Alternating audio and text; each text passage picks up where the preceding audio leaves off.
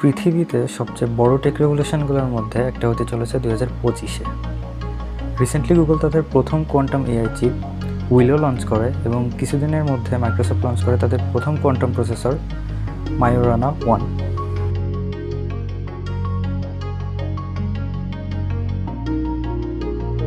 কেন চারিদিকে quantum computer নিয়ে এত হাইপ? আসলে কি কোয়ান্টাম কম্পিউটারগুলো ট্রেডিশনাল কম্পিউটারকে রিপ্লেস করে দিবে? কথাটা পুরোপুরি সত্য না, কারণ ট্রেডিশনাল কম্পিউটারগুলো ডে টু ডে টাস্কের জন্য অনেক ফাস্ট কোয়ান্টাম কম্পিউটারের তুলনায়।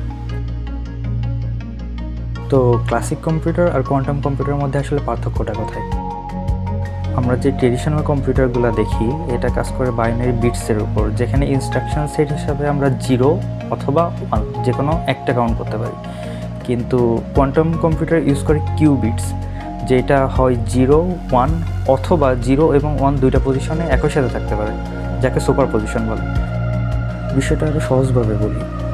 ধরেন আপনার সামনে 4টা দরজা আছে। সো আপনাকে বলা হলো যে কোনো একটা দরজা দিয়ে আপনি আপনার ডেস্টিনেশনে পৌঁছাতে পারবেন।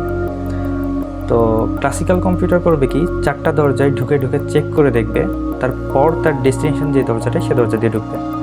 অন্যদিকে কোয়ান্টাম কম্পিউটার করবে কি, একই সাথে 4টা দরজা চেক করে যেইটা তার ডেস্টিনেশন শুধুমাত্র সেটাই ক্যালকুলেশন করবে, অর্থাৎ সেটা ঢুকবে।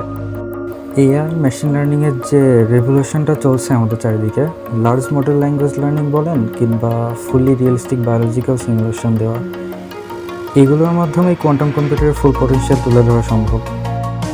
উইলোয়ের লঞ্চ ইভেন্টে যে বেঞ্চমার্কটা তারা শো করে, তাতে দেখায় একটা ট্রেডিশনাল সুপার কম্পিউটারের যে ক্যালকুলেশনটা করতে 15 সাব-ট্রিলিয়ন বছর সময় লাগতো, সেটা উইলো মাত্র 5 মিনিটে করে দেখায়।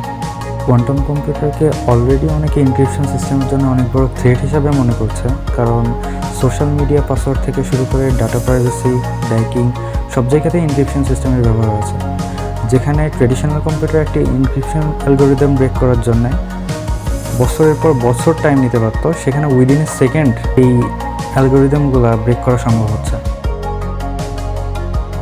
আপনার কি মনে হয়, কী হতে পারে কোয়ান্টাম কম্পিউটারের ফিউচার?